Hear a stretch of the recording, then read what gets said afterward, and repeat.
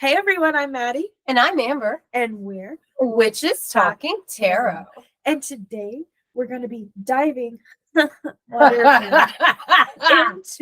the Suit of Cups. We're going to pour it all out. I don't know if that's a good idea. We want our cups full and running over. Oh, but when you let the water flow, you can feel the emotion. So the Suit of Cups is actually my personal favorite suit in the tarot deck. It's the easiest for me to remember. Is it? Yeah. I feel that way about swords. I think. Is it swords? Definitely not coins. Or am I always fucking up swords? I don't know. I get swords and spears mixed up. So I'm like, wait, hold on, that's fucking wrong. But like cups, no, maybe cups. I guess right. cups and I guess cups is my second favorite because earth is my favorite, or coins, you know. And so those are the two that I remember the best. But at the same time, like when I'm like able to just kind of sit and think about it, I don't have a problem with any of them, if that makes sense. But no, I get you. But when you're doing the fast readings on like our Facebook lives, you guys should check us out on Facebook/Amber's the Color and Facebook/Peace Love and Tea Leaves every other Sunday or Saturday. We're working on the schedule. See what works best. We do tarot readings, but you can buy an awesome 8-card reading and join us on our podcast here. Right, where you get to interact with us, because on Facebook you just get to listen. Right, it's only like the occasional card pull on Facebook. Right. We're talking an 8-card in-depth 8-card reading. It covers a full month for you. Yes, exactly. And you get to discuss it with us, which, I mean, one of my favorite things about doing readings at events in person is that I get the opportunity to kind of like just talk to the people. Well, it helps the energy flow. It does help the energy flow, I think. And I think them being able to like respond and stuff, because like sometimes like you had said earlier, and this has nothing to do with the Suit of Cups, so sorry guys, but you had said earlier something about this was the perfect example of somebody knowing too much and letting that affect their reading, right? Yes. And so like once in a blue moon, the conversation affects what I say in the reading, but then because the person's able to talk back to me, they say, well, that doesn't make sense, but this does. And then I go, oh, well, with these other cards, yeah, that totally makes sense. And here's how that all works out and whatever. And it's just that nice piece, because I don't ask what they want a reading about. I'm just like, talk about yourself. Right. Because I feel like that energy flows that way. And I don't try to ever use any of that. Right. But like this one time I was doing this reading for this guy at an event in Tulsa, and he was one of the other vendors. And it was a really nice reading. I think I was doing a 5-card reading on him. And it was really cool conversation that we were having. And I really enjoyed listening to him, whatever. But because he had talked about his dog a whole lot.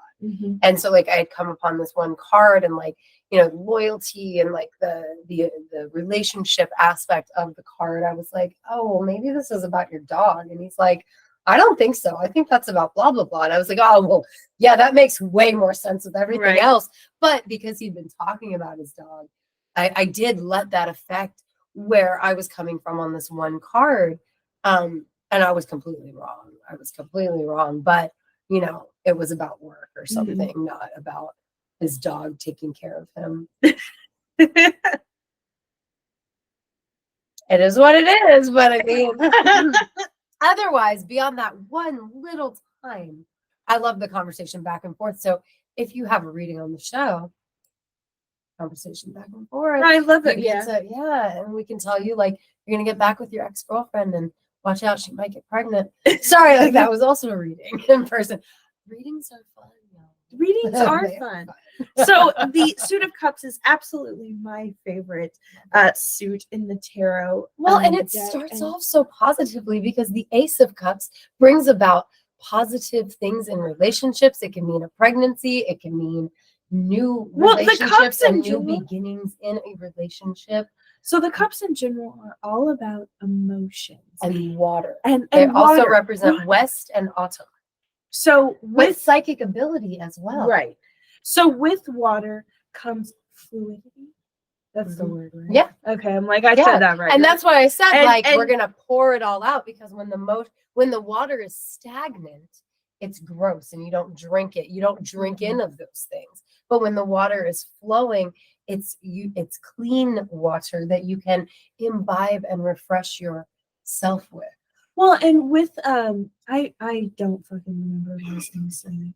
With the cups, you want the fluidity of water. Oh, okay. So the thing about the cups, so we're representing emotions, and emotions are as unpredictable as water.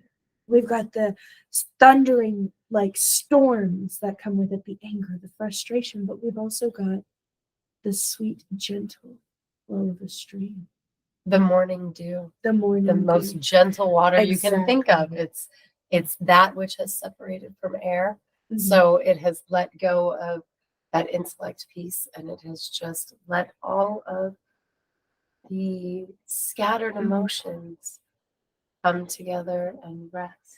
Now, with all Sorry, I never thought about morning dew in water like in this way before. It is the gentlest water that I can think of. It's gentler than a light rain. It's gentler than a stream. It's the most gentle water. That's why you collect dew for fucking spells. Oh my god! Now, wait a minute. Holy shit! The negative aspect of cups can be overthinking, being overly emotional. One of my favorite cups is, overthinking, being overly emotional. Yes, because one of my favorite cards would be the Seven of Cups, and that's all about overthinking, making assumptions. You're thinking with your heart and not your brain. Oh, no, that is my favorite because the Seven of Cups in everything that I have ever read is an opportunity. The Six of Cups? Am I talking about the Six of Cups then? 6 or 7 of Cups is all about overthinking and using your imagination and making. I'm thinking about maybe Six the of Six Cups. of Cups, the nostalgia card, the rose-colored glasses. No, card. it's definitely the Seven of Cups is when you have an opportunity to make a new change and take a new path. Maybe Seven of Cups reversed is overthinking, and because the seven. If I continue what I'm going to say, we're going to go all the way through the Nine of Cups. So may as well get to. We've already talked about what the Ace of Cups can bring, but so we can, instead of going that way, I will dreams. Okay, so upright. So reversed, it is all about overthinking and making assumptions. Upright, it's about dreams and having fantasies. Well, and not just dreams and fantasies, but like having your dreams that you take into fruition, because the Seven of Cups, like each suit is a journey unto itself. So the Seven of Cups is this opportunity to make a change with your actions and do something new, create a new path, start a new something, take your dreams and make them real. Because then in the Eight of Cups, we're starting on a new path. And the Nine of Cups is the wishes granted card, because they all flow together like water. Well, and like with the warning, it's also illusions and overthinking when it comes to your dreams and not being able to make that way. And again, it has to do with making the right choice in that new path, because like the Seven of Cups being like these, you have all these options to go forward, and that's how you move from the Seven of Cups to the Eight of Cups, where the Eight of Cups is opportunity to take a new path, starting off on a new venture. And then in the Nine of Cups, because we've done all the work, we get to the wishes granted card. And I love the Nine of Cups. That's probably my favorite in the whole suit. And like, I love the way that you see the pattern of the cups, because when you start with the Ace of Cups and your cup runneth over with good emotion and good fortune for a relationship that you're in, or a new relationship, possible pregnancy, fertility. Which brings us to the Two of Cups, which is a good partnership. And then we have the Three of Cups, which is the celebration card. Whether you're celebrating like a new birth or a wedding or a pregnancy, like it's always pictured as three people coming together. And the Four of Cups is the Four of Cups. I know in your Game of Thrones deck, it's the what Sansa being it's but in mine it's a little bit different, because in my in the things that I have, it's like an opportunity to end dissatisfaction, taking another taking another way out of your situation. But it's also, if it looks too good to be true. Right. So the whole thing about like the cups, the not necessarily negative aspect, but is overthinking and thinking with your heart and not your head, which comes in with the Four of Cups, being offered an opportunity that may or may not be too good to be true. Then we have the Five of Cups, which is the mourning card, which is the mourning card upright and upside down. And it's like, it's also though a not all is lost card, because even though you've lost some, you still have some in reserve, which, you know, like the Five of Cups reminds me of the Five of Coins so much, because they have very similar messages. You're having an awful experience, but not all is lost. You know what I mean? Because like in the Five of Cups in the Game of Thrones deck is where Cersei's crying because all of her children are dead, but she's pregnant. So she still has one. Right. Which, I mean, of course, doesn't make it to fruition, but the Six of Cups is not the Six of Coins, which I got it confused with. The Six of Cups is the nostalgia card. The nostalgia card, right. Again, you've got the nostalgia card looking back and remembering the past and remembering what it was. But again, we're in danger of overthinking and letting your emotions overrun. We're in the reverse, it's rose-colored glasses card. What I like. So that's like, I'm trying to address the positive and the negative. So like it's totally great to remember the past. We love reminiscing with an old friend. Don't get easily swayed and decide, damn, what could have been? You know what I mean? Or damn, that was really good. What happened? Nostalgia always has a warning with it, and especially the nostalgia card, because nostalgia, we're reminiscing about the past. We are all time travelers, okay? Because in all of our brains, we can move to any part of the past. And we can revisit it and we can re-experience it within our own minds. And in that way, we are traveling in time. But as we revisit this, like there are scientific things that prove this as well. But every time we revisit a memory, we alter it with our own perception of our perception, our emotions, you know. And so the rose-colored glasses part of the nostalgia card of the Six of Cups is that warning that you're making it out to be way better than it was. Which is where, you know, we've got the Seven of Cups coming in, which is like, we have dreams, we have ambitions, we're going to be able to do this. But again, with that warning, we have to make the right choice. If we act impulsively, and everything will be lost. Don't fall into the illusions of what could be. It goes really hand in hand with the Six of card, because it's like, be careful with the rose-colored glasses. This one's like, you're going to make a important decision that has to do with your dreams and your future, but don't fall for the illusion. Right. It has to be the right decision so that you can keep moving forward in the journey.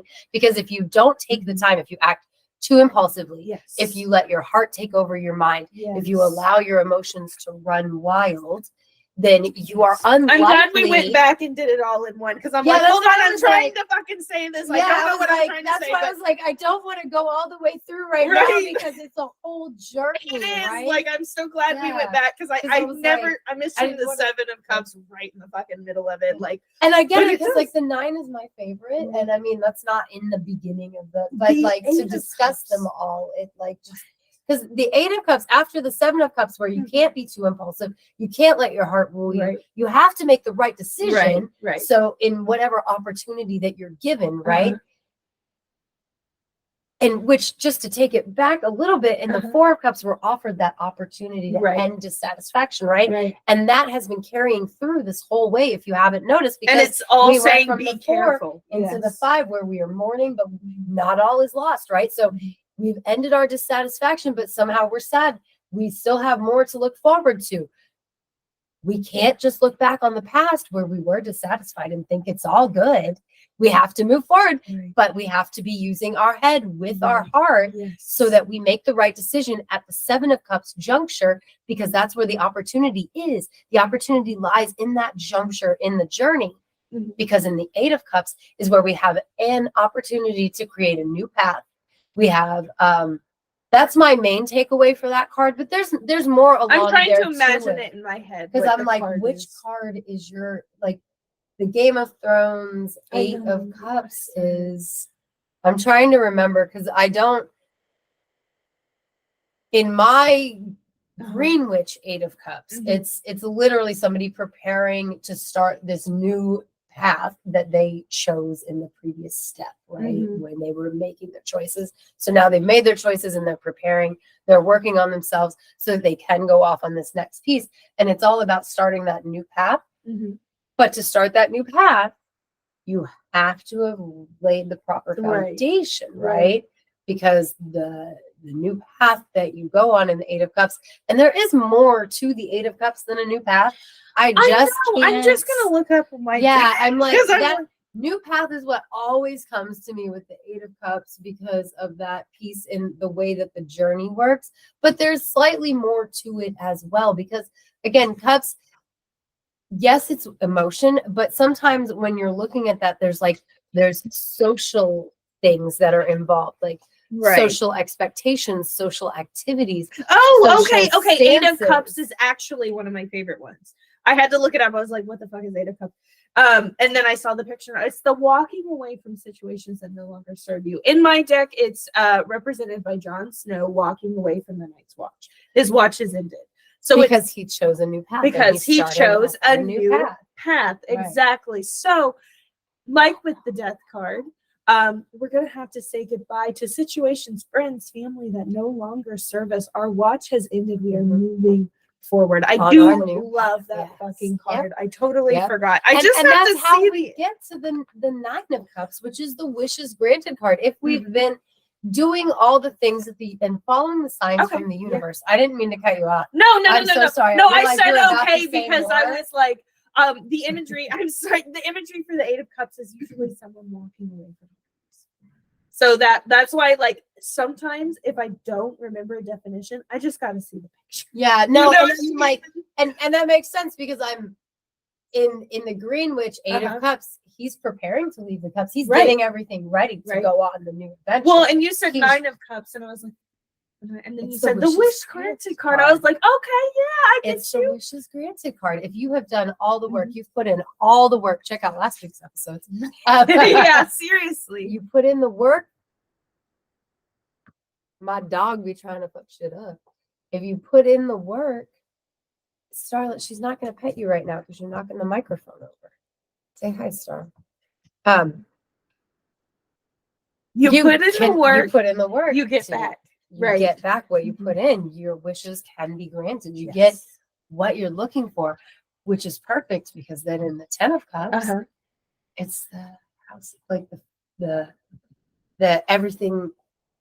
It's not the household happiness card because that. Oh, the Ten of Cups is the family happiness. So this is like. Which again is very similar to the yes, Ten of this is coins, financially, this is family, this is relationship. Things are going really well. Yeah, you're not stressing out where you live, like you're exactly. It's the family happiness card. You are content. You are able to provide for whomever it is that's your family. You know what I mean? And you had to work through stress and anxiety and overthinking and all that shit that comes with our emotions to get there. We all have to go through that. And then we've got the Queen of Cups. And the Queen of Cups. Oh, am I missing? Page and Knight. Page and Knight. Okay. Yeah. I was going to do them last for some reason. Page of Cups. Page of Cups can also represent a psychic individual or someone that psychic abilities. Yes, because we're awakening after this journey. Yes, and we're taking the things that we've learned and like not betterfying them. That's not a word. Like betterfying is not a word, but we're taking everything we've learned and we're like putting it into real action. And so when we've been doing all these emotional, like getting our emotions and our head together, we're opening that third eye. Yes, and we're able to see things more clearly, physically as well as spiritually and emotionally. This is an emotional journey. It is. And we're going into the Knight of Cups. And the Knight of Cups. Sometimes we like to, especially when we're doing readings, we call him your knight in shining armor cup. Yes, but Jon Snow. Yes, he can also represent like you, not somebody else, but social engagements, or that next step in taking what you've learned and moving forward with it, right? He can represent like an even furtherance. Well, and somebody that's good with communication as well. Somebody who has learned themselves and they're good at communicating. Now, when they are reversed, it's somebody who's not at that stage. Manipulative. Someone who sucks at expressing their emotions. Right. And they sometimes misrepresenting themselves. Am I remembering that right? I think I believe so. That might be the Knight of Swords. Knight of Swords, I think. Okay. But I know for a fact that the Knight cards all blend for me. But there's a reason, because they're actually so similar. For some reason, during this whole video, I've been trying not to confuse coins and cups. Maybe it's because you said you did that. Because you said I was thinking six. So similar. Well, you said 6 of cups, and in my head, I'm imagining 6 of coins. I'm like, oh, that's the sharing card. No, that's the 6 of coins. You know, that's the generosity card. Yes. But anyway, Knight of Cups. If it's reversed, it's somebody who has trouble expressing themselves, somebody who has trouble sharing their emotions. But upright, it's coming into being able to share our emotions, being confident in how they feel. Which brings us to the Queen. Yes, who is she is just the most nurturing, sensitive mother, basically, is the way I think of her card. Sorry, everybody on YouTube. My dog is just, I'm trying to keep her from knocking the microphone. You want me to grab the microphone? No, you're good. I just don't know what her deal is right now. But it's the female aspect. Or the feminine energy aspect of being in tune with one's emotions. She's very nurturing. She's very mothering. She's like super sympathetic. Yes. She's probably the most sympathetic bit of energy in the deck. She's the most nurturing. Emotional, but not in a bad way. Unless she's reversed. And then her emotions are out of whack. Yes, if she's reversed, then it's again like with the Knight of Cups, having trouble expressing her emotions. Maybe she's hormonal. I'm saying that as a hormonal woman. You know what I mean? Or as opposed to being empathetic and sympathetic, she's more like overprotective. Or not just overprotective, but manipulative with that you. We're just gonna Dee Dee Blanchard, we've been talking about her all day. I'm sorry talking about her daughter today. But Dee Dee, she looked on the outside like a super supportive, emotionally nurturing mother, but really she was manipulating that relationship in every facet, every single way, And so that could be the Queen of Cups reverse kind of energy. I'm just trying to find a way to put it. Because I don't just mean Munchausen by proxy, but also dark. Not that. Well, and then we've got the King of Cups, and we're coming up on the King of Cups. Who's the motherfucking King of Cups? He is legal advice, and he is not legal advice. He is good advice. Good advice. He's a good advisor, and he brings to the table social engagements and social upward movement, and he brings to the table arts and sciences but grandfatherly sage vibes. Beyond just those book terms. For me, he is the utmost of the man who is able to control his emotions and use logic and emotion to rule his kingdom beneficially and benevolently. He's benevolent. He's got that balance, he's a very masculine figure, but he's not toxic masculine figure. He's able to express his emotions accurately without he's comfortable in his masculinity. So when he's exerting his power, he's not exerting power. He is benevolently ruling his kingdom to make sure that everyone is fulfilled like he is emotionally.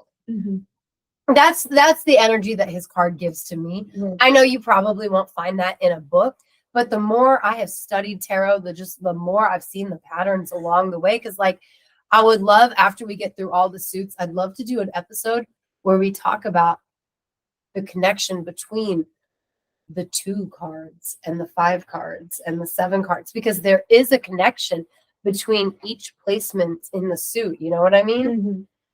Well, and like, excuse me.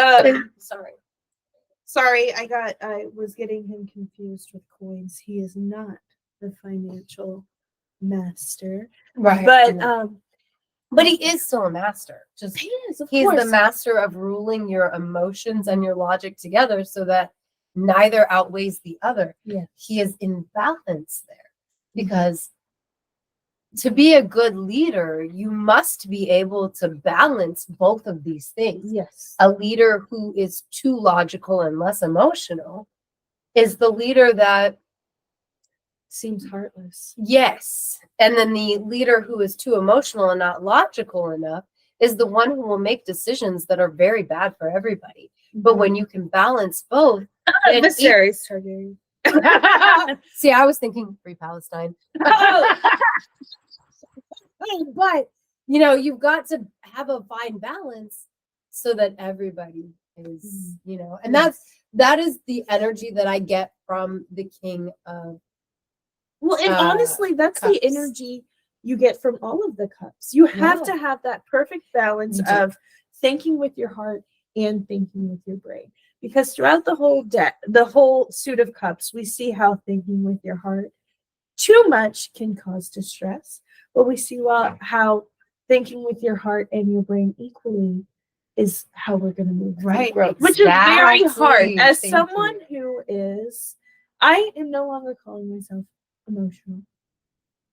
I am someone who feels deeply. It can be difficult.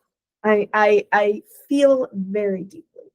Yes. But it is something that you work on. And there are some people who don't feel as deeply. Not that they're sociopaths, they just think more with their brain. Yeah. And you've got to find that perfect balance. Easier said than done. It is from both perspectives. It is, yeah. Because like pain and love are the same thing. They are. Feeling. No, they are. Like chemically, they're the same feeling. Mm-hmm. And I mean, you have to find that balance in both things so that you can move forward. And I mean, you know, I don't usually refer to myself as an emotional person. But I am, you know, because like my cup runneth over with emotions. Right. I'm very passionate. Deeply. I do. Because I call myself emotional for so long until I think like literally yesterday or the day before. It was like, stop calling yourself emotional. Unfortunately, people hear that and they think it's a negative thing. It's not negative to feel deeply.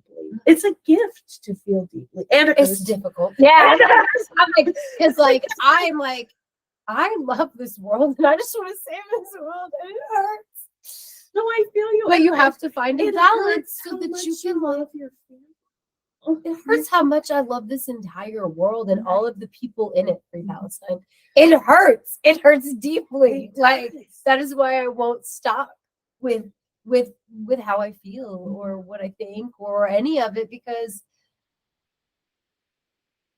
my cup runneth over, and if I keep it all within, I would explode from all the liquid. It hurts. It really does. Yeah, but you have to. Yeah, but you're right. Like, in order to move forward, we have to find that balance, because every place where we get an imbalance, we're not going to be able to move to that next step of the journey where we can get to the end, where we are an emotionally benevolent, emotionally buoyant, because our emotions and our logic and our rationale are able to all exist in the same place. And we are able to rule our kingdom, whatever that is, whether it's just ourselves or household. We're able to rule it benevolently, like the King of Cups. I think that was a great way to describe and tell the story of the cups. I love the cups. So next time will be, what is the next one? It's cups. I would like to do cups next. I would like to do coins next. Just because, like you said, for you, cups is first. For me, it's always coins. It's always coins. Yeah. Earth, air, fire, water. So I would be totally down for doing coins, which is really funny because cups is all about our emotions and how we feel, and coins is all about our physical, right here, material things. So I think that'll be really fun to couple with. I do too, and I also like the idea that means that spears and swords will be done hand in hand, or not hand in hand, but like, you know, one and then the other, because I happen to sometimes get them confused with each other. I do all the time. Yeah, it's so I think that'll be good for discussionary pieces. Yes. Fuck. I know. Oh my God. I was like, what word? I'm gonna go with pieces. It works. It is a word that works. So if you want to help us with our words even further, you can support your favorite witches by getting your own tarot reading and seeing which of the cups or the other cards come out for you in an 8-card reading for $35. And you get to have some fun with your favorite witches. And you can hit us up at witchestalkingtarot@gmail.com if you would like to secure a reading of your very own. And another way to support your favorite witches is on patreon.com/witchestalkingtarot for as little as $6 a month. So thank you to Death by DVD, Melissa, Victoria, and Pam. You can also find us on Facebook, Threads, and Instagram at Witches Talking Tarot. And you can find us on the X at Classy Switches, because we're the classiest switches you know. Thanks for coming to sit with us. I was waiting for you to do it.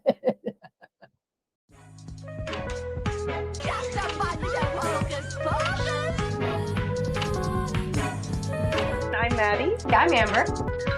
And we're Witches Talking Tarot. We are the weirdos in this story. Like a song, like a Santa snubble. Flip the switch and let the cauldron bubble. Sam. Wow.